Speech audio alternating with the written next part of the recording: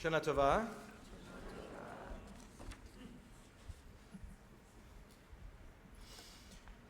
On June 14th of this year, Flag Day, there was a series of protests in many cities across America motivated by the two-word slogan, "No Kings."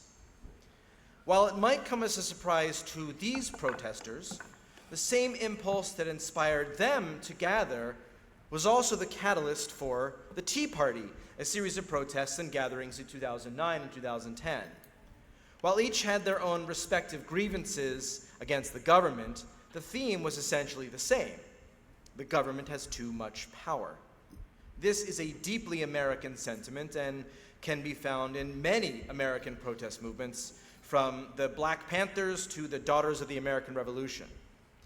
This attitude was the essential part of America's founding, and it is best articulated in the Declaration of Independence. Because of this great document, we modern people associate monarchy with tyranny, greed, incompetence, and dehumanization.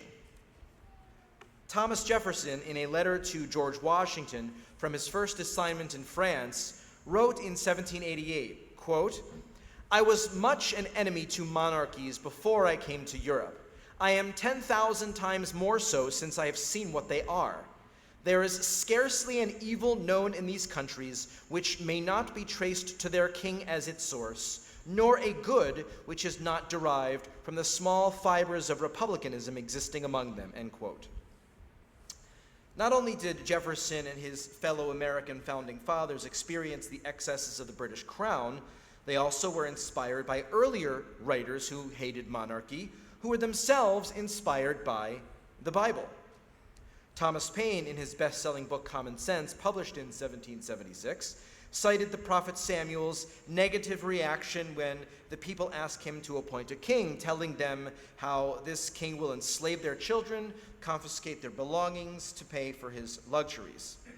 Paine wrote, quote, "In short, monarchy and succession have laid not this or that kingdom only, but the world in blood and ashes. 'Tis a form of government which the word of God bears testimony against, and blood will attend it," end quote. 100 years earlier, in The Ready and Easy Way to Establish a Free Commonwealth, John Milton wrote the following, quote, "A king must be adored like a demigod, with a dissolute and haughty court about him, of vast expense and luxury, masks and revels, to the debauching of our prime gentry, both male and female, nor at his own cost, but on public revenue, and all this to do nothing but pageant himself up and down in progress among the perpetual bowings and cringings of an abject people, on either side deifying and adoring him," end quote. Nobody writes like that anymore. For Milton, giving honor to kings was, in essence, idolatry. All this begs the question, what are we American Jews supposed to do with Rosh Hashanah? How can we relate to a holiday whose primary image of God is a king, with numerous references and prayers expressing this idea? Now, a quick disclaimer. Our Machzor translates the Hebrew word melech as sovereign, a gender-neutral and more exalted term.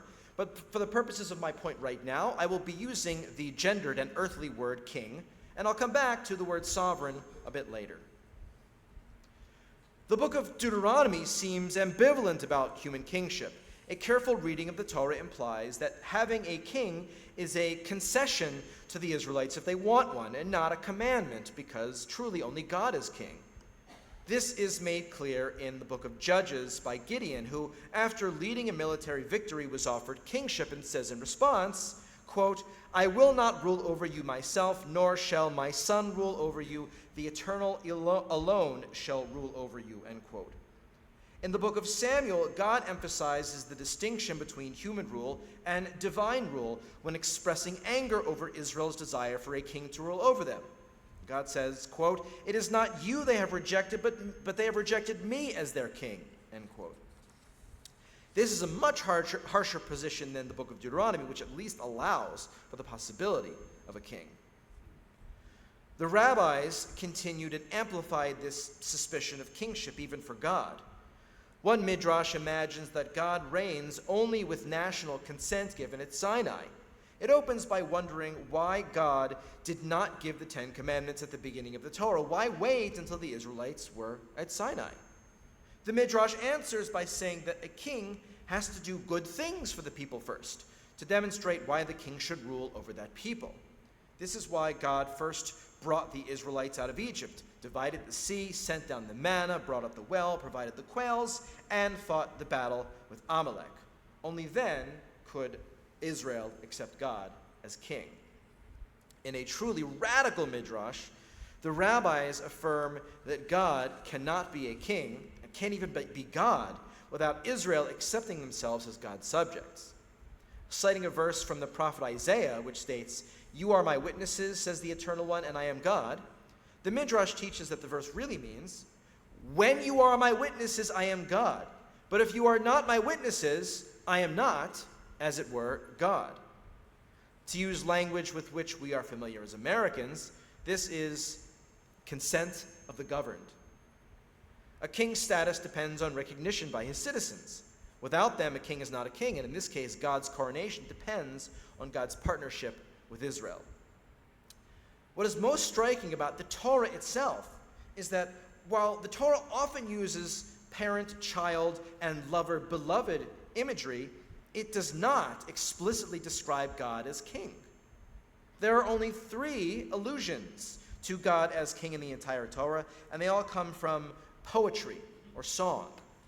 The first we encounter is the one with which we are most familiar, from the Song of the Sea. Adonai yimloch le'olam va'ed. The Eternal will reign forever and ever.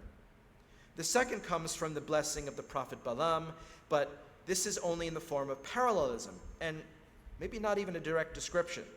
Adonai Eloha v'imo utrat melech bo. The Eternal, their God, is with them, and their kings acclaim in their midst. The third comes from Moses' final blessing immediately before his death, which says, Vayhi visharun melech behitasef rashi am yachad shiftei Yisrael. Then he became king in Yeshurun, when the heads of the people assembled, the tribes of Israel together. This verse speaks about the tribes accepting a king over themselves, but it's not clear if it's referring to God or Moses. When the Torah talks about today's festival, it calls it Yom Teruah, a day of sounding, with no further explanation of why we make sounds. It's the rabbis who connect Rosh Hashanah to the coronation of God, directly linking the sounding of the shofar with God being proclaimed king. The Talmud envisions God explaining the Musaf liturgy by saying to the Jewish people, say before me on Rosh Hashanah the Malchuyot service so that you can make me king over you. In the Malchuyot section of the service later today, the 3 verses that I just cited are the 3 verses that the Machzor pulls from the Torah to talk about God's kingship. Why only those 3? Because that's all there are. To be sure, the theme of God as king is prominent throughout many of the prophets and Psalms and other books of the Bible, with several aspects of human kingship: having advisors, sitting on the throne, leading armies, and serving as a judge. This last job is particularly important, and biblical texts describe God as a fair-minded judge, superior to petty and fallible human kings. But on Rosh Hashanah, we do not celebrate God as supreme judge. Rather, on this day, we acclaim God as creator of the universe. A king might build palaces and temples, but God is the builder of the entire world. This was an intentional choice by the rabbis, reflecting a rabbinic tradition that the world was created on Rosh Hashanah, and present in our Machzor in the song Hayom Harat Olam, the world was conceived today, chanted after the sounding of the shofar and Musaf.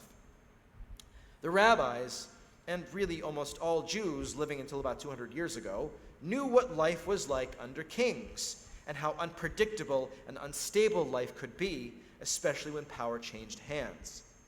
They repurposed the image of Melech, transforming it into the ideals of what a true sovereign should do: protect, provide care, assert order over chaos, and rule justly.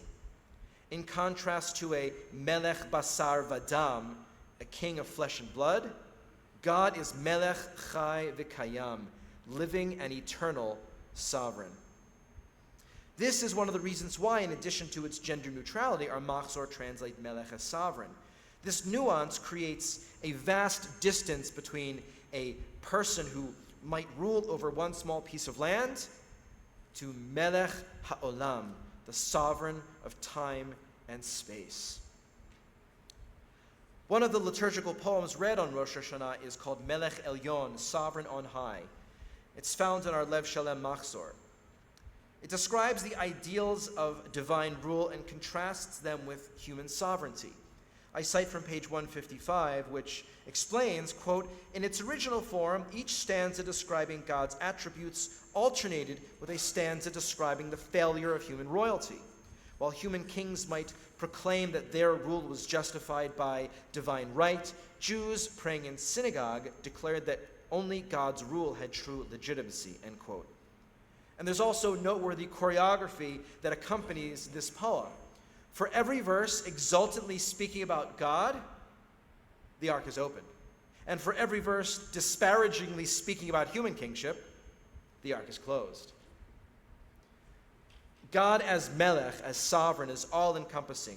God is what moves us in the pursuit of justice and the outreach of mercy, the one who is present in the most beautiful sunset and the giggles of a baby, the one who we encounter in the vastness of the universe and in the smallest strands of DNA that serve as the building blocks of all life, the one who celebrates joyous occasions with us, who comforts us when our loved ones pass away, who mourns with us when tragedy occurs, and who is outraged with us when evil is perpetrated. When we truly comprehend God as Melech, we learn humility because we realize that we are part of something so much bigger than ourselves. The 16th century Kabbalist Rabbi Moses Cordovero wrote the following: an impoverished person thinks that God is an old man with white hair sitting on a wondrous throne of fire that glitters with countless sparks. But if you are enlightened, you know God's oneness. You know that the divine is devoid of bodily categories. These can never be applied to God. Then you wonder astonished, who am I? I am a mustard seed in the middle of the sphere of the moon, which is itself a mustard seed within the next sphere. So it is with that sphere and all it contains in relation to the next sphere. So it is with all the spheres, one inside the other, and all of them are a mustard seed within further expanses. And all of them are a mustard seed within further expanses. Your awe is invigorated, the love in your soul expands. Wow.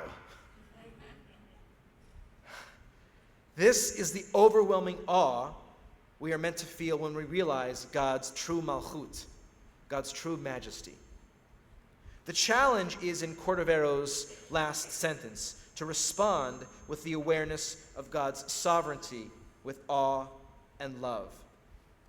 One answer can be found at the beginning of our Rosh Hashanah morning service, which begins, HaMelech Yoshev al Kisei Ram V'Nisa, sovereign enthroned on high. But then immediately continues with the words from Psalm 33, sing, O you righteous ones, to the eternal, for the upright, to praise God is lovely. Similarly, the drama of Unatana Tokef describes God's unbounded presence in eternity and juxtaposes it with human mortality. However, the poem ends with God linking God's own divine name with the Jewish people. In both cases, God's sovereignty is dependent upon human agency. God's greatness and holiness are interdependent with our own striving for greatness and holiness. Rosh Hashanah is not the only time our liturgy offers us the metaphor of God as sovereign. It pervades our prayers. Nearly every psalm of Kabbalat Shabbat speaks of God as sovereign. Every time we recite Kaddish, when we say Micha Mocha, Kedusha, Aleinu. In fact, Aleinu was originally written for the Malchuyot section of Rosh Hashanah, and then was brought to the conclusion of all services because every day is an opportunity to recognize God's majesty. Every time we say a blessing, we instinctively say those well-known formulaic 6 words, Baruch Atah Adonai Eloheinu Melech HaOlam. Too often we race through them without noticing or taking time to comprehend them, especially the last two. Melech HaOlam, sovereign of time and space. That's how we invoke God every time we say a blessing. And some of us might also race through life without regularly noticing the majesty that pervades our natural world, and we might equally succumb to behaving in ways that are inconsistent with the justness of God's moral vision. The liturgy of Rosh Hashanah and the sounding of the shofar immerse us in the themes that we encounter throughout the year. God's majesty suffuses our world, and our awareness of it compels us to respond with awe and love. It is something so far beyond our comprehension, and yet we can grasp it with every sense we possess, and we respond by reciting blessings and doing mitzvot. Let this Rosh Hashanah serve as a reminder that we will carry with us through all of our experiences. There truly are no kings except one. Shana Tova.